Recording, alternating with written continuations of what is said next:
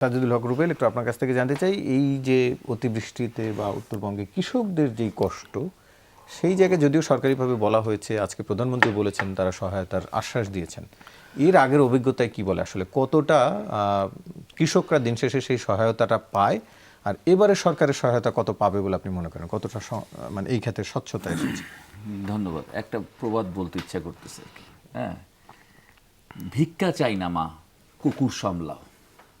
ঠিক আছে, এখন হলো ভিক্ষা দেওয়ার ব্যাপারটা আসছে। আর ভিক্ষা দেওয়ার ব্যাপারটা কেন আসলো, কৃষকদের এই অবস্থাটা হইল কেন?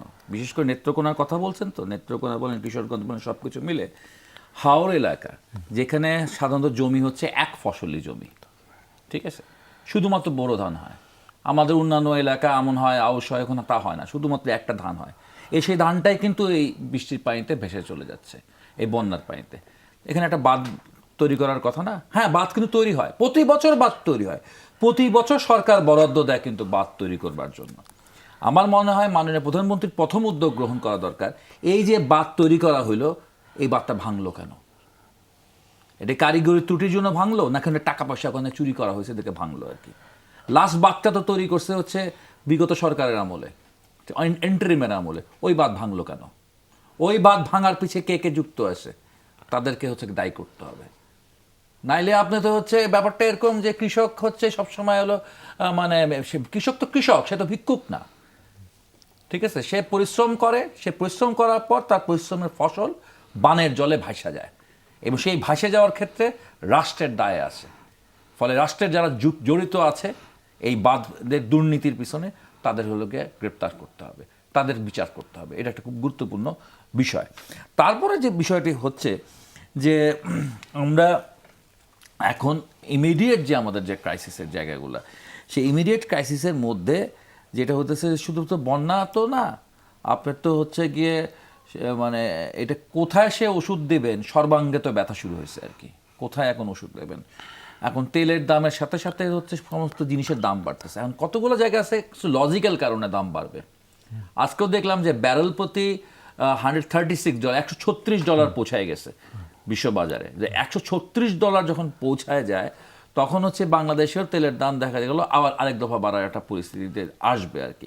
ফলে ন্যায্য কতগুলো ব্যাপার আছে, আবার কতগুলো ব্যাপার অন্যায্য এবং অযৌক্তিকভাবে অনেক জিনিসের দাম বাড়তে থাকবে বাংলাদেশে এই আগামী মাসখানেকের মধ্যে।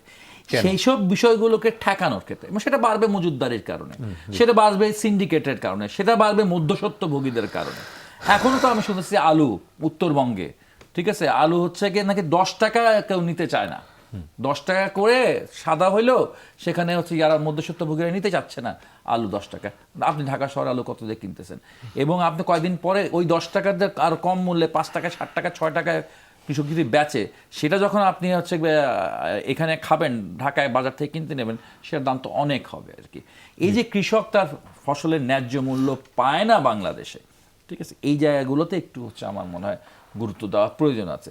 যদিও এই সরকার একদম প্রথম দিকে একটা খুব চমৎকার কাজ করেছিলেন, এটা আমাদের বিশেষ করে বামপন্থী বা কমিউনিস্টদের দীর্ঘদিনের দাবি ছিল 10,000 টাকা ঋণ মওকুফ করে দেওয়া। সেটা করেছেন, এটা খুব চমৎকার কাজ করেছেন। কিন্তু তারপরের একটা জায়গাটা আবার আপনাকে এনশিওর করতে হবে।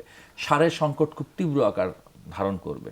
এই তেলের সংকটের সাথে, গ্যাসের সংকটের সাথে মিলিয়ে সারের সংকট কিন্তু খুব মারাত্মক জায়গায় চলে আসবে। আর একই সাথে ওই যে আবার বাণিজ্য চুক্তিতে ফিরে আসতেছি, ওই চুক্তি অনুযায়ী যদি আপনার সারের কিনতে যান, তাহলে কিন্তু সারের দাম আবার বাড়বে, অনেক বাড়বে, কয়েক ফোল্ডের সারের দাম বাড়তে পারে। এই সমস্ত বিষয়গুলো কীভাবে হ্যান্ডেল করবেন, সেগুলোর ব্যাপারে খুব সুস্পষ্টভাবে জনগণকে অ্যাসিওর করা প্রয়োজন আছে জনাব মাননীয় প্রধানমন্ত্রীর।